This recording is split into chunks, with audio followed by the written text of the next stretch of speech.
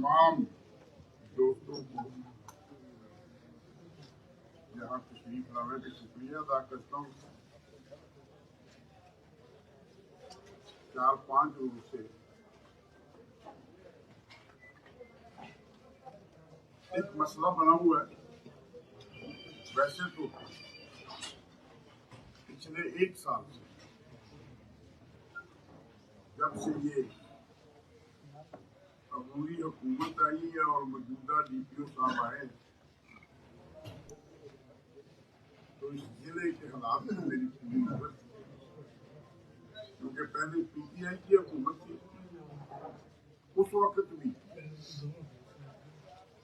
جو ملک کے حالات تھے اس میں میرا کوئی دخل نہیں تھا.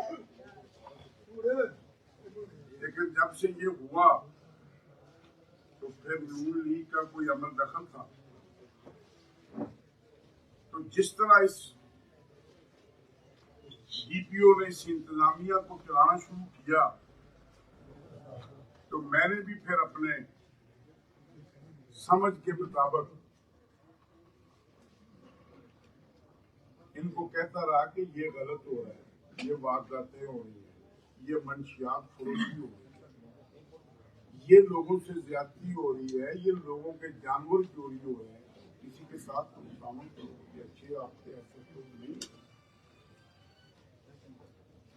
دوبارہ اس پہ آتا ہوں. 4 روز پہلے جب یہ چودھری رشید بلوکی والا دورانِ ڈکیتی مرڈر ہوئی تو میں پتوں کی میں تو مجھے ایک دوست کا فون گیا اس کے قدم کا. رشید سے میرا اپنا ذاتی تعلق تھا، دوستی کا.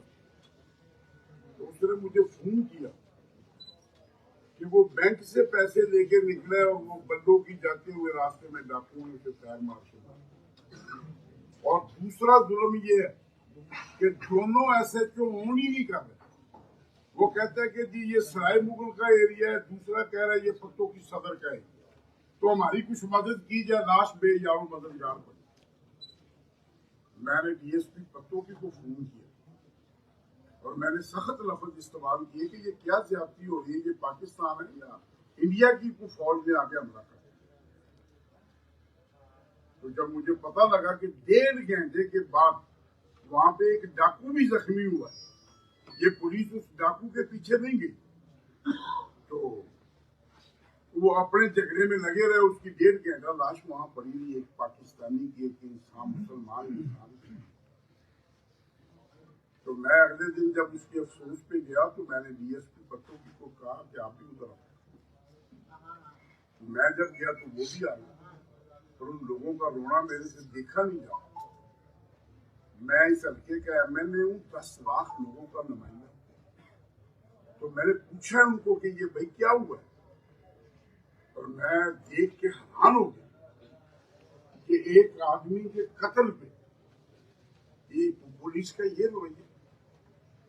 تو میں آپ سے یہ سوال پوچھتا ہوں کہ میں بس یہ تو ان کو ایم ایل اے کیا کہتا میں پولیس کو کہ جناب آپ مہربانی کریں، آپ ان ڈاکوؤں کو پکڑ لیں اور ہمارے پہ شفقت کریں. ایک ایم ایل اے نے ان کو یہ کہا، 10 لاکھ لوگوں کے نمائندے نے. بھئی آپ یہ کیا کر رہے ہو، کب تک یہ ملزم پکڑو گے، کیوں لاش 1.5 گھنٹہ یہاں پہ پڑی رہی. تو انہوں نے کہا جی ہم 8 دن کے اندر ضرور پکڑیں. میں نے کہا اتنی وارداتیں ہو، یہ تم نے کم از کم ضلع لوٹ لیا ہے جس ڈی پی او. تو کیا میں نے کہا کہ اگر یہ 8 دن میں نہ پکڑے گئے تو پھر آپ لوگوں کو حوالات میں ہونا چاہیے. یہ اتنا ظلم ہے جس کی انتہا کوئی نہیں. ایک 10 لاکھ کے نمائندے کے خلاف انہوں نے کیا رپٹ لکھی ہے، اگر کوئی پڑھ سکتے ہیں تو پڑھو. اس کو بدتمیز بھی کہا گیا. ایک میٹرک پاس سب انسپیکٹر ایک 10 لاکھ کے نمائندے کے خلاف رپٹ لکھتے. وہ رپٹ دراصل اس نے نہیں لکھی، وہ ڈی پی او قصور نے اوپر سے لکھوائی گئی. اور میں سمجھتا ہوں کہ یہ ڈی پی او قصور ذمہ دار ہے اس سارے معاملات کا. جتنا اس قصور کو لوٹا جا رہا ہے، میں کہتا ہوں کہ میں یہ نہیں کہہ رہا کہ میں ان 2 ایس ایچ اوز کو اندر کرواؤں گا. میں کہہ رہا ہوں کہ میں ڈی پی او قصور جتنا تم نے قصور کو لوٹا ہے، میں انشاءاللہ میں کہہ رہا ہوں آئی جی پنجاب کو اور وزیر اعلیٰ پنجاب کو، کیئر ٹیکر کو، کہ آپ ادھر ایک کمیٹی بناؤ پولیس افسروں کی نہیں اور ڈی ایم جی کے 3 ایماندار افسروں کی. میں بھی جو کہوں گا وہ یہی کہوں گا کہ انصاف سے کرو، ایماندار افسروں کی کمیٹی بناؤ. جو ضلع قصور میں ہو رہا ہے اس پہ کیس ٹو کیس انکوائری کی جائے. اور اگر پھر یہ ڈی پی او قصوروار ثابت ہو تو پھر اس کو ہتھکڑی لگ کے اندر کیوں نہیں جانا؟ یہ عوام کا خادم ہے، کوئی حکمران تو نہیں ہے. اور میں کہتا ہوں اس ڈی پی او کو کہ تم نے ایک سب انسپیکٹر سے مجھے بدتمیز کروایا ہے اور رپٹ لکھی ہے. میں تجھے کہتا ہوں کہ میں تجھے ہتھکڑی لگوا کے اندر دوں گا، تجھے جیل میں بھیجوں گا. اب تم میرے خلاف رپٹ لکھ اور اب میرے خلاف ایف آئی آر دے. پھر میں پوچھوں گا اسپیکر قومی اسمبلی کو کہ ایک نیشنل اسمبلی کے ممبر کو یہ ڈی پی او کیسے لکھتا ہے اور کیسے اس کو 6 مہینے سزا بھی ہوتی اور پھر کیسے عوامی جو طاقت ہے وہ اس کے سامنے نہیں آتی. اور دیکھو نا ضلع قصور میں کیا ہو، منشیات فروشی کہاں ہے؟ مجھے میرے ٹیلی فون کی واٹس ایپ بڑی پڑی ہے کہ مجھے جو صحافیوں میں بھی 2 قسم کے بندے ہیں، میرے سے ناراض نہ ہوں، اور مجھے ایماندار صحافیوں نے واٹس ایپ بھیجی ہے قصور سے. وہ کہتے ہیں کہ پوچھو ڈی پی او قصور سے کہ وہ ذوالفقار بھٹی جو تیرا سٹاف افسر ہے جس کی رپورٹ ہے کہ وہ پنجاب میں بدنام ترین افسروں کی لسٹ میں ہے، وہ تیرا چیتا کیسے ہے؟ وہ کیسے لوگوں سے وہ لفافے نہیں وہ تھیلے کیسے وصول کرتا ہے؟ وہ کیسے منشیات فروشوں کے ڈالوں میں پھرتا ہے؟ اور وہ پتوں کی اور چونیاں میں کیسے فحشا عورتوں کے گروپ بنے ہوئے ہیں جو شریف گھروں کے بچوں کو ٹیلی فون پہ بلا کے اور ان سے کروڑوں روپیہ لوٹ لیا گیا. کتنے لوگوں کے خلاف ڈی پی او صاحب آپ نے کاروائی کی ہے؟ کتنے یہ ریت مافی ہیں قصور اور چونیاں میں جو 1000-1500 روپے ٹرالی کا ٹیکس اور 15 سے 20,000 روپیہ لیتے ہیں. اور یہ ڈاکو دیکھو نا، یہ ایسے تو سٹی جو اتنا بڑا ڈاکو لگا ہوا ہے، یہ بات ہے 2 سال کدھر ہے وہ کام ہو گیا؟ آؤ آگے. ایک بندے کے گھر میں کھیتی ہوئی 40-50 تولے اس کا زیور نکل گیا. ایس ایچ او نے کہا اس کی تو بات ہی نہیں. یہ آن دا ریکارڈ اس ایس ایچ او سٹی نے سکلین شاہ نے. ہم نے کہا یار تو خدا کا خوف. میں نے آئی جی سے جا کے اس کی ڈکیتی کی ایف آئی آر درج کرائی. میں خود گیا ہوں آئی جی کے پاس اور ایف آئی آر ظفر صاحب سنیں، ایف آئی آر ڈکیتی کی درج ہونے کے بعد اس ایس ایچ او نے 24 گھنٹے میں ایف آئی آر خارج کر دی کہ جی ڈکیتی جھوٹی ہے. پھر میں آئی جی کے پاس جا کے میں نے بحال کرائی ہے. اور اس ڈی پی او کو میں نے 5 دفعہ میں ان کو ساتھ لے کے گیا ہوں اور آج تک وہ ڈکیتی بھی نہیں ملی اور اس ایس ایچ او کو سزا بھی نہیں ملی. پرچہ بحال ہو گیا کہ ڈکیتی یہ کہتا جھوٹا ہے، وہ ہی نہیں ہوا. اور یہ ایس ایچ او ایک دن سے سسپینڈ نہیں ہوا. یہ اتنا بدنام زمانہ ایس ایچ او. آج کوٹ زیادہ کسی نے پھر پھول نگر سٹی ہے اور جتنے کام کرنے والے ایس ایچ او ہیں وہ کھٹے ہیں اور جتنے جن کے کندھوں پہ محفل لکھا ہے ڈاکو لکھا جانا چاہیے وہ سارے تھانوں میں. کیا ڈی پی او صاحب تیری نلائکی کا کیا کہیں اور تیری بے ایمانی کو کیا کہیں؟ ایس ایچ او پتوں کی صدر کو ٹیپو صاحب کیا اس نے لکھوائی تھی رپٹ کہ تو بڑا انکمپیٹنٹ ایس ایچ او ہے؟ لکھی تھی نا رپٹ، اس کو سسپینڈ کیا تھا آفس کو. اور 1 گھنٹے کے بعد جب پہنچ گیا لفافہ نہیں جھولا تو پھر رپٹ لکھ دی کہ نہیں جی یہ تو کمپیٹنٹ اس کو لگاؤں. کبھی کسی ڈی پی او نے ایسا کیا؟ بتاؤ نا. میں آئی جی صاحب کو پوچھتا ہوں کبھی کسی ڈی پی او نے ایسا کیا؟ اور آج تک لگاؤں. اتنی لوٹ میں جو لوگوں کی ڈکیتیاں چوریاں اور تھانوں میں ایسے تو لوٹ مچا رکھا ہے. دوسری بھی میں وضاحت کر دوں کہ پوری تحصیل پتوں کی میرا کوئی ایس ایچ او میں نہیں نہ اس نے میرے کہنے سے لگایا. سب ایس ایچ او اسی اور اپنے آپ کو ایماندار کے اتنا نالائق اور بے ایمان ہے کہ اب اس کی میں کہتا ہوں کہ آئی جی میں نہیں کہتا کہ ہمارے کہنے پہ کاروائی کرو، لیکن ایک ایماندار افسروں کی کمیٹی بنائی جائے ڈی ایم جی کی، اور کیس ٹو کیس اس کی انکوائری، اور پھر میں دیکھتا ہوں کہ یہ لوگ جیل میں کیسے۔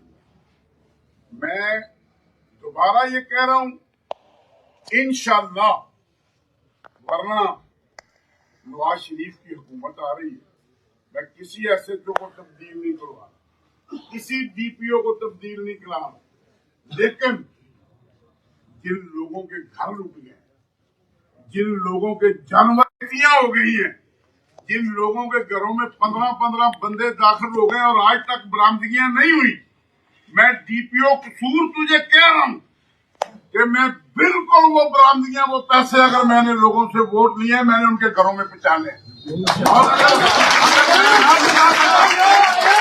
اور ریزائن کر رہا ہوں، پھر میں عوامی طاقت کے ساتھ اٹھوں گا اور میں دیکھوں گا ڈی پی او کیسے یہاں سے جاتا ہے۔ میں نے لوگوں کو انصاف دیا۔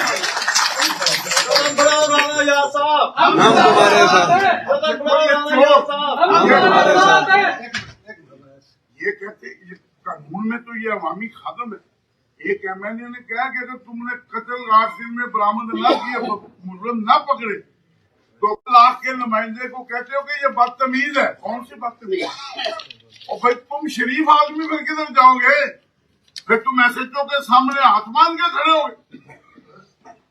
یہ بد شکل سینا 6 مہینے پہلی اس کی ایس ایچ او شپ ہے، ایس ایچ او شپ بھی سیکھ لی ہے، اور ساتھ اس کے والد کے گاؤں میں تیل کا کنواں نکالنے کا بھی اس نے طریقہ سیکھ لیا، اور ڈی پی او قصور کو بھی تیل نکل گیا اس کے بھی کنویں سے۔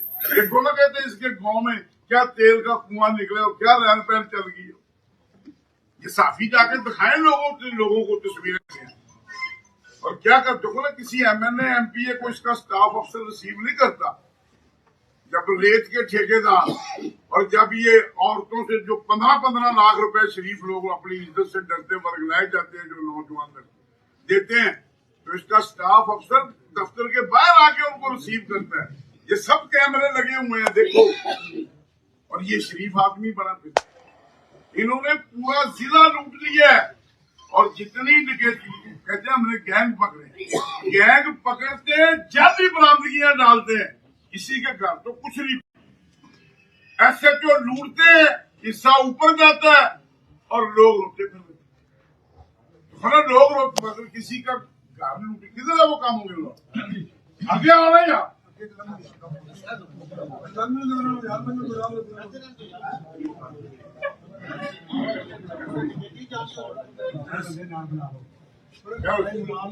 میں آئی جی پنجاب کو پوچھتا ہوں کتنا تیرا زیور گیا؟ 32 تولے زیور اس کا ڈکیتی کا پیسے تو کہتے ہیں تیری بار بار یہ ایسے چو سکلین شاہ پرچہ خارج کر دیا ڈکیتی کا 24 گھنٹے میں۔ آپ بھی ادھر پریس میں جناب ظفر صاحب، آپ سارے کہتے ہیں ہم لوگوں کے لیے جنگ لڑتے ہیں، پھر پرچہ میں نے آئی جی سے بحال کروایا، آج تک اس کی برآمدگی نہیں، اور وہ ایس ایچ او یہی ہے جو کہتا تھا واردات ایک دن لائن میں نہیں گیا، اور لوٹ لائے دونوں ہاتھوں، ساری منشیات پھول نگر میں، وہ قصور میں ساری منشیات وہ بکواتا تھا، اور سارے پیسے اکٹھے کر کے قصور وہ بیچتا گلوکار مٹی۔